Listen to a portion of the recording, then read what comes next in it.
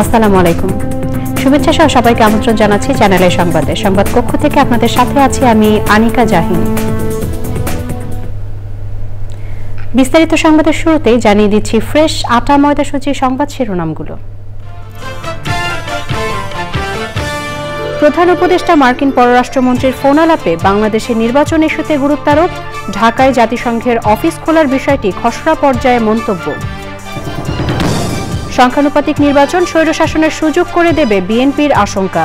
স্থানীয় পর্যায়ে নেতা তৈরিতে প্রধান অন্তরায়ও হবে। এবং একটি রাজনৈতিক দল জুলাই সনদ ও গণ অভ্যুত্থানের বিপক্ষে বলে এনসিপি নেতাদের দাবি। বিচার ও সংস্কারের আগে নির্বাচন দেওয়ার সুযোগ নেই।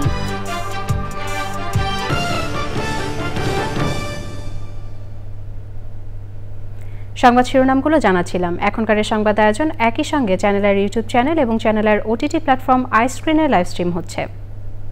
যাচ্ছি বিস্তারিত সংবাদে।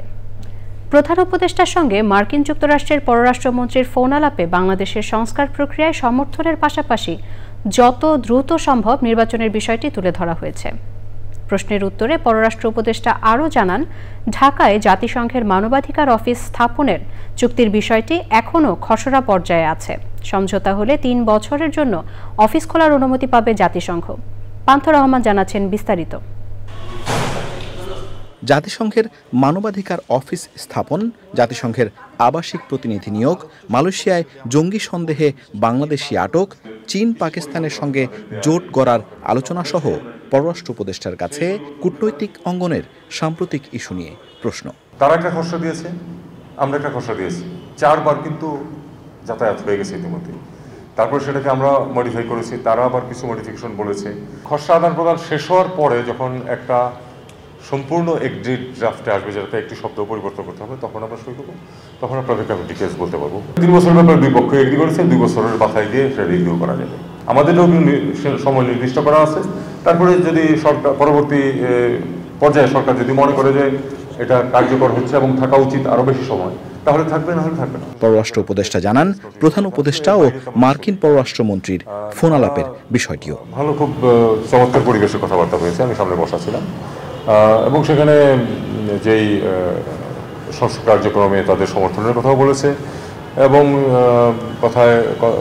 কথা উঠে এসেছে যে যথাশীঘ্র সম্ভবই নির্বাচন করা হবে। দুপক্ষের কথাবার্তা হচ্ছে খুব আন্তরিক পরিবেশে। তার মাঝে এই কথাগুলি উঠে এসেছে আর কি, যে নির্বাচন সম্বন্ধে তারা জিজ্ঞেস করেছে এবং তারা এর ব্যাপারেও আমাদের যে সংস্কার কার্যক্রম চলছে ব্যাপারেও তাদের সমর্থনের কথা ব্যক্ত করেছে। তখন তাদেরকে জানানো হয়েছে যে আসলে যথাশীঘ্র সম্ভব নির্বাচন করা হবে। উপদেষ্টা জানান, সাবেক প্রধানমন্ত্রী শেখ হাসিনাকে ফেরত চেয়ে দিল্লিকে লেখা চিঠির কোনো উত্তর আসেনি। পান্থ রহমান, চ্যানেল আই, ঢাকা। গণতন্ত্রের উত্তরণে বিএনপি সতর্কভাবে এগোচ্ছে বলে জানান বিএনপি নেতারা। তারা বলেন, সংখ্যানুপাতিক পদ্ধতিতে নির্বাচন দেশকে স্বৈরশাসনের দিকে ঠেলে দেবে। স্থানীয় পর্যায়ে নেতা তৈরিতে প্রধান অন্তরায় হবে বলেও মনে করেন বিএনপি নেতারা। রাহুল রায়ের রিপোর্ট। দলের চেয়ারপারসনের গুলশান কার্যালয়ে বিএনপির সংবাদ সম্মেলন ছিল টেলিকম খাতে খসড়া নীতিমালা নিয়ে। দলের মহাসচিব মির্জা ফখরুল ইসলাম আলমগীর ও স্থায়ী কমিটির সদস্য ডক্টর আব্দুল মঈন খানের যৌথ সংবাদ সম্মেলনে খসড়া নীতিমালা নিয়ে উদ্বেগ জানানো হয়। বিএনপির কিছু প্রস্তাবনাও তুলে ধরেন তারা। তড়িঘড়ি করে সিদ্ধান্ত গ্রহণ করার বিষয়ে আমাদের উদ্বেগ প্রকাশ করছে। তবে খসড়া নীতিমালাটি বিশ্লেষণ করে দেখা যায় যে বড় মোবাইল অপারেটরদের পক্ষে অধিক সুবিধা পাওয়ার কিছু ধারা তুলে ধরেছে, যা ছোট ও মাঝারি ব্যবসা এবং স্থানীয় উদ্যোক্তাদের ক্ষতিগ্রস্ত করতে পারে। গণতন্ত্র উত্তরণের যে পথ, সেই পথকে মসৃণ রাখা এবং আমরা যে লক্ষ্যে এতগুলো প্রাণ গেছে, সেই প্রাণের বিনিময়ে আমরা যেন সুস্থ সুন্দরভাবে যেতে পারি, সেই পথেই আমরা হাঁটছি। গণ অভ্যুত্থানের প্রথম বর্ষপূর্তিতে সারা দেশে রক্তদান কর্মসূচির আয়োজন করেছে ডক্টরস অ্যাসোসিয়েশন অব বাংলাদেশ, ড্যাব। রংপুরের কর্মসূচিতে যোগ দিয়ে নির্বাচন পদ্ধতি নিয়ে কথা বলেন দলের সিনিয়র যুগ্ম মহাসচিব। একটা লোক একটা এলাকায় কাজ করছে দীর্ঘদিন, মানুষের সাথে তার যোগাযোগ হচ্ছে, আলাপ আলোচনা হচ্ছে, এই করতে করতে সে ধীরে ধীরে নেতা হয়। যখন এই আনুপাতিক ভোটের বিষয়টি আসবে তখন তো দলকে ভোট দিবে, দল তারপরে বেছে বেছে তার লোকদের এমপি বলে ঘোষণা করবে, তাহলে তো আরো বেশি স্বৈর শাসনের দিকে ঠেলে দেওয়া হবে, স্থানীয় পর্যায়ে আর কোনো নেতৃত্ব থাকবে না। বিএনপি নেতারা বলেছেন নির্বাচনকে সামনে রেখে সবাইকে সতর্ক থাকতে হবে। রাহুল রায়, চ্যানেল আই, ঢাকা। বিএনপির স্থায়ী কমিটির সদস্য আমির খসরু মাহমুদ চৌধুরী বলেছেন, সুষ্ঠু নির্বাচন নিয়ে কোনো পক্ষের শঙ্কা নেই। আগামী জাতীয় নির্বাচন সুষ্ঠু হওয়ার জন্য অস্ট্রেলিয়ার সহায়তা থাকবে বলেও জানিয়েছেন তিনি। বুধবার ঢাকায় অস্ট্রেলিয়ান হাই কমিশনার সুজান রাইলের সঙ্গে বৈঠক শেষে তিনি এসব কথা বলেন। রাজধানীর গুলশানে বিএনপি চেয়ারপারসনের রাজনৈতিক কার্যালয়ে এই বৈঠক হয়েছে। বৈঠকে নেতৃত্ব দেন বিএনপি মহাসচিব মির্জা ফখরুল ইসলাম আলমগীর। পরে আমির খসরু মাহমুদ চৌধুরী বলেন, শিক্ষা, কৃষি ও বিনিয়োগ সহ দুই দেশের স্বার্থ সংশ্লিষ্ট বিষয়ে আলোচনা হয়েছে। বাংলাদেশের আগামী নির্বাচন সংক্রান্ত বিষয়গুলোও উঠে এসেছে আলোচনায়। তিনি বলেন, নির্বাচন কমিশনে বড় ধরনের সহায়তা সবসময় সুষ্ঠু নির্বাচন যাতে বাংলাদেশে হয় এজন্য তাদের সহায়তা থাকবে। এই স্থিতিশীলতা রক্ষা করতে চাই, আর ভোটাররা সবচেয়ে বেশি স্থিতিশীলতা রক্ষা করতে চায়। সুতরাং এটা কিন্তু পুলিশ আর আইন শৃঙ্খলা বাহিনীর বাইরেও বাংলাদেশের রাজনৈতিক ক্ষেত্রটা এমন যে ভোটাররা এবং রাজনৈতিক দলগুলো চায় একটা স্থিতিশীল অবস্থায় থাকুক এবং সুশৃঙ্খলভাবে একটা নির্বাচন হোক, যেটার জন্য সবাই ক্রেডিট নিতে চায়। সুতরাং এই জন্য এই বিষয়ে কারো কোনো সংখ্যা থাকার কোনো কারণ নেই। জাতীয় নাগরিক পার্টির নেতারা বলেছেন, একটি রাজনৈতিক দল জুলাই সনদ এবং গণ অভ্যুত্থানের বিপক্ষে অবস্থান নিয়েছে। মাসব্যাপী পদযাত্রার তৃতীয় দিনে পঞ্চগড়ের পথসভায় এনসিপির নেতারা বলেন, নির্বাচন করে মূলা দেখানো হচ্ছে। বিচার ও সংস্কারের আগে নির্বাচন দেওয়ার সুযোগ নেই বলেও মন্তব্য করেন তারা। পঞ্চগড় থেকে রাসেল জমাদ্দারের ক্যামেরায় তাফিমুল ইসলামের রিপোর্ট। দেশ গড়তে জুলাই পদযাত্রার তৃতীয় দিনে উত্তরের দুই জেলা নীলফামারী ও পঞ্চগড়ে পদযাত্রা করেছে জাতীয় নাগরিক পার্টি এনসিপি। নীলফামারীতে কয়েক কিলোমিটারের পদযাত্রা শেষে পঞ্চগড় পথসভা থেকে চাঁদাবাজি ও দখলদারিত্ব রুখে দেওয়ার ঘোষণা দেন এনসিপি নেতারা। আমরা স্পষ্ট করে বলতে চাই, যারা এই চাঁদাবাজি করছেন, সিন্ডিকেট করছেন, আওয়ামী লীগ গেছে যে পথে, আপনারাও যাবেন সে পথে। আওয়ামী লীগ ভারতে যাওয়ার সুযোগ পেয়েছে, আপনারা সেটাও পাবেন না। আমরা আজকে পঞ্চগড়বাসীর সামনে জানান দিতে যাচ্ছি, বাংলাদেশের বর্ডারে মানুষ কেন একটি কার পক্ষে যদি আর ঢুকানোর চেষ্টা করা হয়, পঞ্চগড়বাসী বর্ডারে গিয়ে নতুন ভাবে মানচিত্র তৈরি করবে। যে পুলিশ ভালো তাকে আমরা সম্মান করবো, মাথায় উঠে রাখবো, কিন্তু কোন পুলিশ নামধারী ইউনিফর্ম পরা চোর বাটপার চাঁদাবাজকে পঞ্চগড়ে জায়গা দেওয়া হবে না। শুধু ভরসা রাখবেন, যেই নেতৃত্ব গুলির সামনে দাঁড়িয়ে বুক পেতে দিয়েছে, যেই নেতৃত্ব পালিয়ে বেড়ালেন, যেই নেতৃত্ব চোখের চোখ থেকে হাসিনার বিরুদ্ধে কথা বলেছে, যেই নেতৃত্ব জীবন বাজিয়ে হাসিনাকে হটাতে পেরেছে, সেই নেতৃত্ব বাংলাদেশকে গড়ে তুলবেই। নিজেদের নাগরিকদের পুশ ইন না করে বিচারের জন্য শেখ হাসিনাকে বাংলাদেশে ফেরত পাঠানোর আহ্বান জানান এনসিপির আহ্বায়ক নাহিদ ইসলাম। ভারত থেকে অবৈধ অভিবাসী বলে পুশ ইন করা হচ্ছে। আমরা স্পষ্টভাবে বলতে চাই, এটা হাসিনার বাংলাদেশ নয়, এটা ছাত্র জনতার বাংলাদেশ। যদি পাঠাতে হয় সেই শেখ হাসিনা এবং আওয়ামী ফ্যাসিস্টদের বাংলাদেশে পাঠান, আমরা এই জুলাই গণ অভ্যুত্থানের বিচারের আওতায় তারা নিয়ে আসবো। দলমত নির্বিশেষে সবাইকে জুলাই পদযাত্রায় অংশ নেওয়ার আহ্বান জানান অভ্যুত্থানের নেতারা। মাসব্যাপী এই পদযাত্রায় মানুষের স্বতঃস্ফূর্ত অংশগ্রহণে সরকারের প্রতি কিছুটা চাপ তৈরি করবে বলে মনে করছেন জাতীয় নাগরিক পার্টির নেতারা। তারা বলছেন এই আন্দোলনে তারা সফল হবেন। পঞ্চগড় থেকে তাফিমুল ইসলাম, চ্যানেল আই। জাতীয় নাগরিক পার্টির আহ্বায়ক নাহিদ ইসলাম বলেছেন, জুলাই সনদ হওয়ার আগে নির্বাচন নিয়ে ভাবছে না তার দল। চ্যানেল আইকে তিনি বলেন, নির্বাচনের বিষয়ে এখনো সিদ্ধান্ত না নিলেও সাংগঠনিক কাজ করছে এনসিপি। নতুন দল হিসাবে নির্বাচনের জন্য নিজেদের তৈরি করা বড় চ্যালেঞ্জ হিসেবে দেখছেন নাহিদ ইসলাম। তাফহিমুল ইসলামের আরও একটি রিপোর্ট। জুলাই অভ্যুত্থানের মধ্য দিয়ে জন্ম নেওয়া রাজনৈতিক দল এনসিপি এরই মধ্যে ৩৪ জেলা, ১৯০ উপজেলা ও ৫ মহানগরে কমিটি ঘোষণা করেছে। এছাড়া ১৪টি বিভিন্ন সেল এবং 10টি উইং গঠন করেছে এনসিপি। ২২ জুন রাজনৈতিক দল হিসাবে নিবন্ধনের জন্য নির্বাচন কমিশনে আবেদন করেছে দলটি। সারা দেশে কর্মী সংগ্রহের জন্য চলছে গণসংযোগ ও পথযাত্রার মতো কর্মসূচি। এনসিপির আহ্বায়ক নাহিদ ইসলাম বলছেন, অভ্যুত্থানের পর শুধু নির্বাচন নয়, রাজনৈতিক দল গঠন করাও চ্যালেঞ্জিং। নতুন দল হিসেবে আমাদের তো অবশ্যই সময় লাগবে নিজেদেরকে সংগঠিত করার, তৃণমূলে যাওয়ার। সেটা তো অবশ্যই আমাদের জন্য চ্যালেঞ্জিং, শুধু নির্বাচন না। এই পরিস্থিতিতেও রাজনৈতিক দল গঠন করা আসলে কষ্টকর, চ্যালেঞ্জিং, এবং সেই চ্যালেঞ্জ নিতে আমরা প্রস্তুত। আমরা সেটার জন্য কাজ করতেছি। আগামী নির্বাচনে এনসিপি জোটে নাকি এককভাবে অংশ নেবে এখনো সিদ্ধান্ত হয়নি জানিয়ে নাহিদ ইসলাম বলেন, জুলাই সনদের পরেই নির্বাচন নিয়ে ভাববে তার দল। জুলাই সনদ হওয়ার পরে আমরা আসলে নির্বাচনের বিষয়টা নিয়ে কথা বলবো। নির্বাচনের সেটা তারিখ, নির্বাচন সম্পর্কিত যে কোনো কিছু, জোট বা সেরকম কোনো কিছু কথা আমরা ভাবি না। আমরা নিজেদেরকে আগে সংগঠিত করছি আমরা, এবং আমাদের যেহেতু নতুন একটা দল, আমরা নতুনভাবেই সবার থেকে আলাদা করে নিজেদেরকে জনগণের সামনে উপস্থাপন আসলে করতে চাই। এনসিপির আহ্বায়ক জানান, জেলা থেকে উপজেলা, ইউনিয়ন ও পাড়া মহল্লায় ছড়িয়ে যাওয়া এখন জাতীয় নাগরিক পার্টির মূল কাজ। তাফহিমুল ইসলাম, চ্যানেল আই, ঢাকা।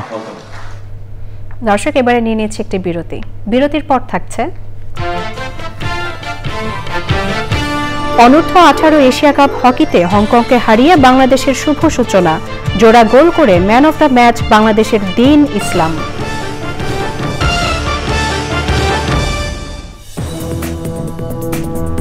দর্শক, বিরতির পর স্বাগত আরও একবার চ্যানেল আই সংবাদে। এবারে নিটল টাটা কৃষি সংবাদ।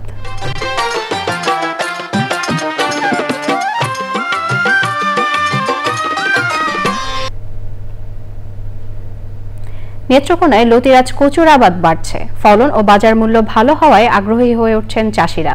প্রতি হেক্টরে খরচ বাদে কৃষকের লাভ থাকছে 15 লাখ থেকে 17 লাখ টাকা। নেত্রকোনা থেকে জাহিদ হাসানের পাঠানো তথ্য ও ভিডিও চিত্রে রাজীব আহমেদের রিপোর্ট। কৃষি বিভাগের তথ্য মতে নেত্রকোনা সদর ও পূর্বধলা উপজেলায় এবার 142 হেক্টর জমিতে লতিরাজ কচুর আবাদ হয়েছে। পলাশহাটি, মহেশহাটি, ওয়াইলপাড়া, খালপাড়া, দক্ষিণ বিশিওয়ারা সহ 20 থেকে 25টি গ্রামের অনেক চাষি লাভবান হয়েছেন লতিরাজ কচু চাষ করে। এ পর্যন্ত প্রায় 80-90 হাজার টাকার মতো বিক্রি আসছে। আশা করি ইনশাল্লাহ আরো আসবে। কচিলতের গৃহস্থী আমরা সবাই সুখ সুবিধার মতন আছি আর সবাই লাভের মধ্যে আছি। উৎপাদিত লতিরাজ কচু প্রতি কেজি বিক্রি হচ্ছে গড়ে 60 থেকে 70 টাকায়। বিভিন্ন জায়গা থেকে আপনার ব্যাপারীরা আসে, আমাদের এখান থেকে নিয়ে যায় মাল। গড় যদি এটাকে 3000 টাকা ধরি, তাও এক একরে প্রায় 9 লক্ষ টাকা এটা বিক্রি হয়। 1.5 লক্ষ টাকার মতো আমি বেচা কিনা করছি। এ ফসল একদিকে যেমন পুষ্টি চাহিদা পূরণ করছে, অন্যদিকে চাষিদের অর্থনৈতিক সচ্ছলতা ফিরছে বলে জানিয়েছে জেলা কৃষি বিভাগ। এখানকার কৃষক ভাইরা তারা এই ফসলটা আবাদ করে বিগত কয়েক বছর যাবত তারা লাভবান হচ্ছে, যার কারণে আশেপাশের কৃষক ভাইরা এটা নিয়ে উৎসাহিত হচ্ছে। লতিরাজ কচু আবাদ করে অর্থনৈতিক সচ্ছলতার পাশাপাশি জেলার পুষ্টি চাহিদাও পূরণ হচ্ছে বলে জানান সংশ্লিষ্টরা। Rajib Ahmed, Channel I. এবারে প্রকৃতি সংবাদ।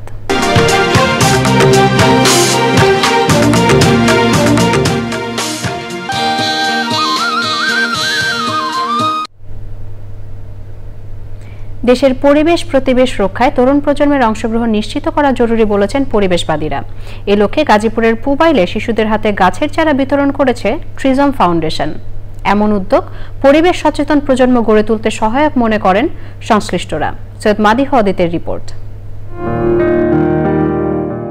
জলবায়ু পরিবর্তনের অভিঘাতে ক্রমবর্ধমান উষ্ণতা, ঝড়, জলোচ্ছ্বাস সহ নানা প্রাকৃতিক দুর্যোগে হুমকিতে দেশের প্রাণ প্রকৃতি। ভবিষ্যতের নিরাপদ ও বাসযোগ্য ধরিত্রী বিনির্মাণে বৃক্ষরোপণ সহ পরিবেশ বান্ধব জীবনাচারের বাধ্যবাধকতা তুলে ধরেছেন বিশেষজ্ঞরা। গাছ না থাকলে মরুভূমি হয়ে যায়, দুর্ভিক্ষ হয়। গাছ না থাকলে আমরা প্রকৃতি সুন্দর হয় না। এরই ধারাবাহিকতায় প্রতিনিয়ত ধ্বংস হতে থাকা প্রাণ প্রকৃতি রক্ষায় গাজীপুরের পুবেলের সাধু ফ্রান্সিস জেভিয়ার প্রাথমিক বিদ্যালয় ও ট্রিজম ফাউন্ডেশনের সবুজানের উদ্যোগ। পরিবেশ সচেতনতা সৃষ্টিতে বিভিন্ন প্রজাতির গাছের চারা উপহার দেওয়া হয় শিক্ষার্থীদের। গাছ আমাদের অক্সিজেন দেয় আর ফল ফুল দেয়। আমি এই গাছ নিয়ে পানি দিব, তার সাথে কথা বলবো এবং আমার সাথে সাথে তাকে বড় করব। বৃক্ষটা তাদের পাশে দেওয়া হয়েছে, তারা সত্যি অনেক খুশি। তাহলে তারা নিজে থেকে চিন্তা করেছে গাছটা কোথায় লাগাবে, তাহলে তারা এই গাছটার মধ্যে দিয়ে একটা ফল পাবে, তাহলে তারা সেই অপেক্ষায় আছে। শিক্ষার্থীরা যেহেতু গাছ নিজেরা বৃক্ষরোপণ করবে নিজেদের পরিবারে নিজেদের বাড়িতে, তারা বর্তমানে সেটা ততটা উপলব্ধি করতে পারবে আসলে গাছ তাদের জন্য কি উপকার আসবে। প্রকৃতির সঙ্গে সখ্যতা গড়ে তুলতে এমন উদ্যোগ আয়োজকদের। গাছ যদি আমরা না রাখি, না রোপণ করি, কেটে ফেলি, তাহলে প্রতিনিয়ত অক্সিজেনের অভাব হবে আর এই প্রকৃতি মরুভূমি হয়ে যাবে। প্রাকৃতিক ভারসাম্য বজায় রাখার জন্য আমাদের অবশ্যই গাছ রোপণ করা দরকার। স্টুডেন্টরা যখন প্রাইমারি লেভেলে থাকে সেই সময় থেকে তারা গাছের সাথে এক ধরনের সখ্যতা তাদের ভিতরে যাতে তৈরি হয় এবং ভবিষ্যতে আমরা চাই কিছু সবুজ মন তৈরি করতে। কর্মসূচির স্পন্সর প্রতিষ্ঠান eastern insurance company limited. Syed মাদি হাওয়াদিদ, চ্যানেল আই, গাজীপুর। এবারে খেলার খবর।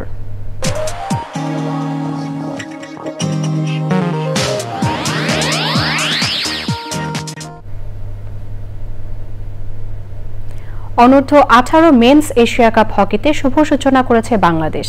এই গ্রুপে নিজেদের প্রথম ম্যাচে বাংলাদেশ 3-0 গোলে হংকং চায়নাকে হারিয়েছে।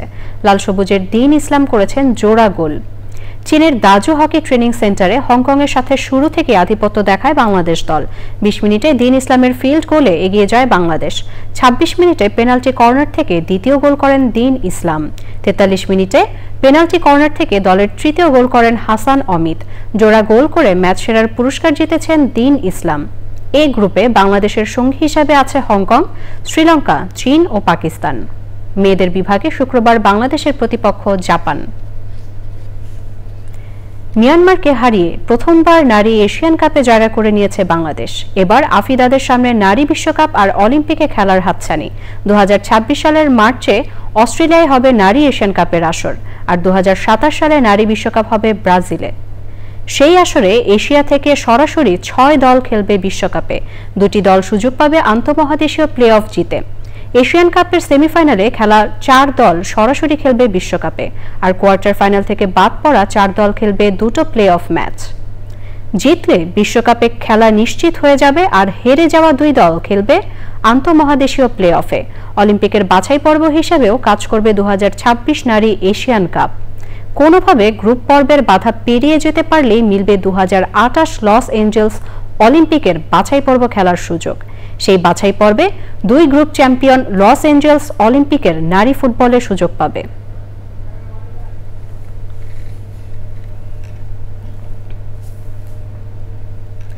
সড়ক দুর্ঘটনায় মারা গেছেন ইংলিশ লিগ চ্যাম্পিয়ন লিভারপুলের পর্তুগিজ তারকা দিয়েগো জোটা। স্পেনের জামুরাতে দুর্ঘটনায় ঘটনাস্থলেই মৃত্যু হয় জোটা ও তার ভাই পেশাদার ফুটবলার আন্দ্রের। 28 বছর বয়সী জোটা সদ্য শেষ হওয়া ইংলিশ প্রিমিয়ার ফুটবল লিগে লিভারপুলের চ্যাম্পিয়ন হওয়ার পেছনে গুরুত্বপূর্ণ অবদান রাখেন। এরপর পর্তুগালের হয়ে জিতেছেন উয়েফা নেশনস লিগের শিরোপা। 10 দিন আগে জোটা তার দীর্ঘদিনের বান্ধবী ও 3 সন্তানের মা রোড্রো কার্ডোসোকে আনুষ্ঠানিকভাবে বিয়ে করেন। জোটার আকস্মিক মৃত্যুতে ফুটবল বিশ্বে নেমে এসেছে শোকের ছায়া।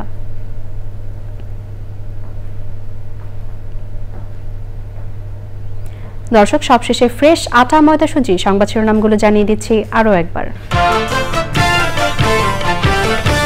প্রধান উপদেষ্টা মার্কিন পররাষ্ট্রমন্ত্রীর ফোন আলাপে বাংলাদেশের নির্বাচন ইস্যুতে গুরুত্বারোপ। ঢাকায় জাতিসংঘের অফিস খোলার বিষয়টি খসড়া পর্যায়ে মন্তব্য। সংখ্যানুপাতিক নির্বাচন স্বৈরশাসনের সুযোগ করে দেবে বিএনপির আশঙ্কা। স্থানীয় পর্যায়ে নেতা তৈরিতে প্রধান অন্তরায় হবে। এবং একটি রাজনৈতিক দল জুলাই সনদ ও গণঅভ্যুত্থানের বিপক্ষে বলে এনসিপি নেতাদের দাবি। বিচার ও সংস্কারের আগে নির্বাচন দেওয়ার সুযোগ নেই।